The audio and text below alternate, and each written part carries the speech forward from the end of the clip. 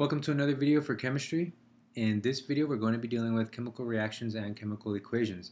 This idea is going to play an important role in the grand scheme of what we're trying to do in balancing equations and finding out different pieces of information that I'm going to be asked to in labs um, and in various chemical problems. Okay, so I need to have a really good idea as to what a chemical reaction is and how to balance that chemical reaction, okay? Because those balanced equations will help me find good, accurate information later on. And you'll see those types of problems when I get to them in future videos. So let's go ahead and dive in. So let's first define the chemical reaction. What is a chemical reaction? It's a process in which a substance or substances is changed into one or more new substances. So for example, I have hydrogen and oxygen here. Remember, these are diatomic molecules. These molecules are very rarely found by themselves in nature. They're usually found as diatomic, as paired up with another atom like itself. So these two substances will then form a reaction, okay? A reaction will occur where a new substance is created. In this case, it is water, okay? So a chemical equation uses chemical symbols to show what happens during the chemical reaction, okay?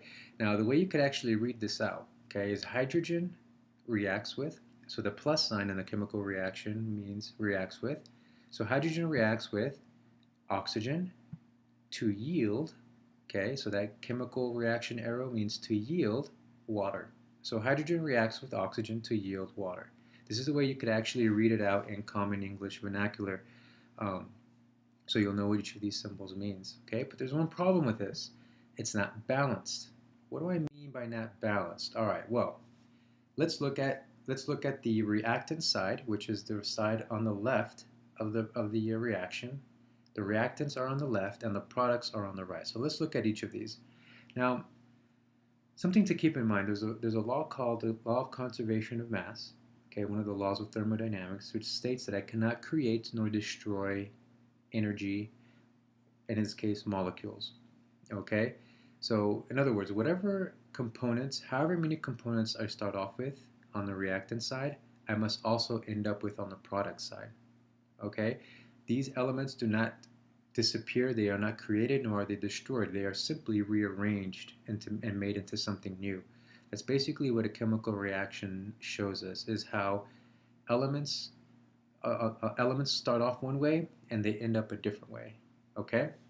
And you can see how this works here, where you have hydrogen and oxygen to make water. So let's take a look at the hydrogens first. I looked on the reactant side, I looked on the product side, and I noticed that there's two on each side, okay? Which is fine. That's balanced, okay? That stays within the laws of conservation of mass. Now when I look and compare oxygen, I notice something different.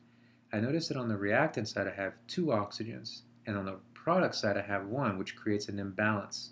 This is not a balanced equation, but there's something that we need to keep in mind. Okay, one of the common mistakes in balancing equations is that you cannot change the subscripts of an equation.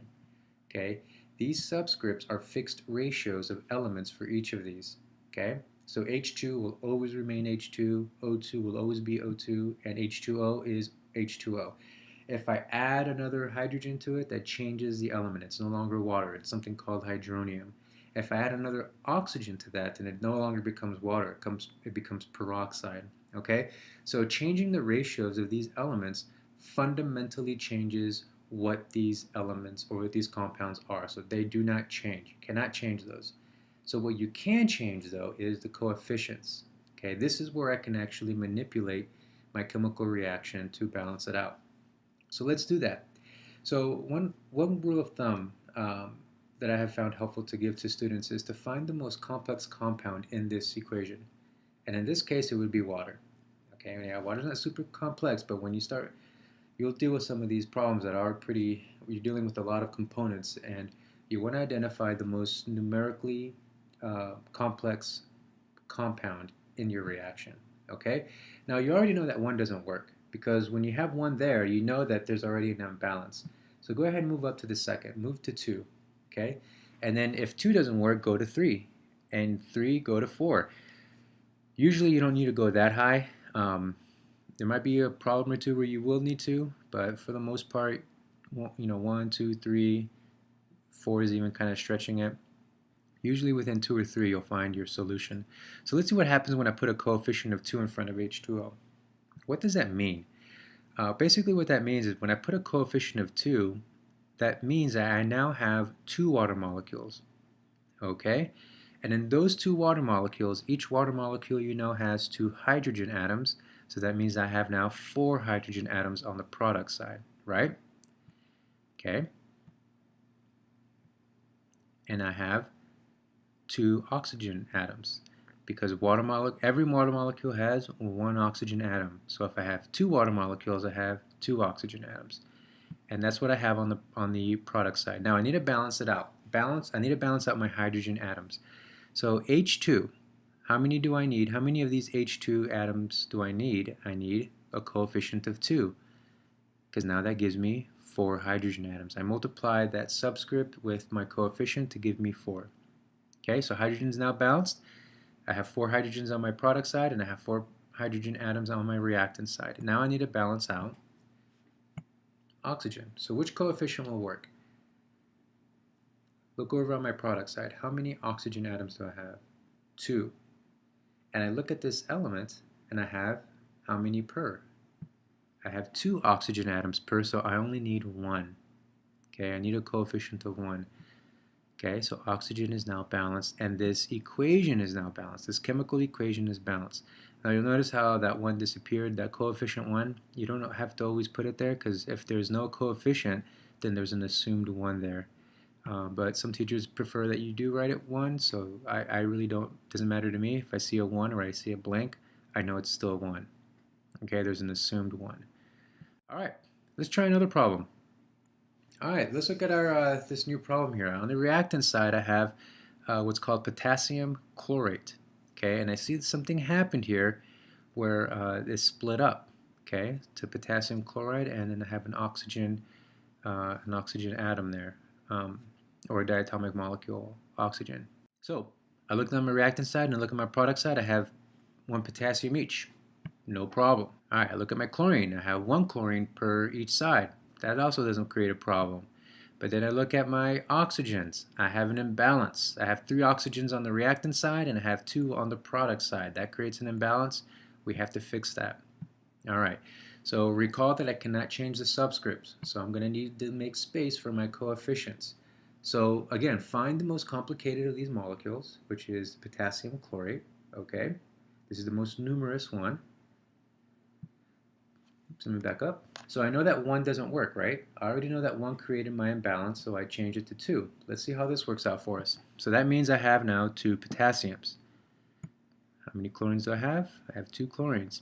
So remember, this potassium chlorate molecule, I have 2 of them now. So that means if I have 2 of them, everything that I have in this particular compound now multiplies by 2. Since each compound has 3 oxygens, and now I have 2 of those compounds, and I have a total of 6 oxygens.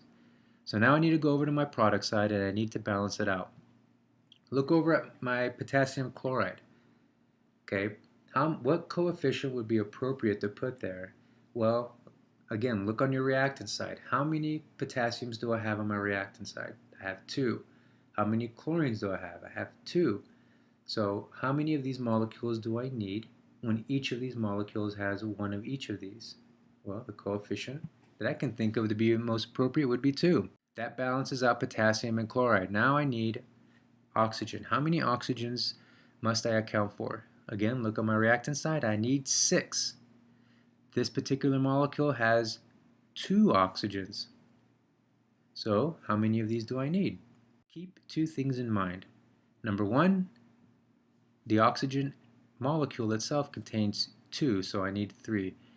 Okay, so keep those ratios, always keep those ratios in mind when you're balancing these equations out.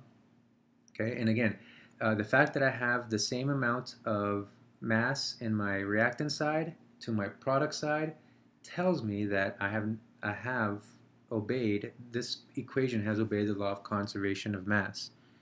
I have the same amount of each element on each side, it's balanced, and we're good to go.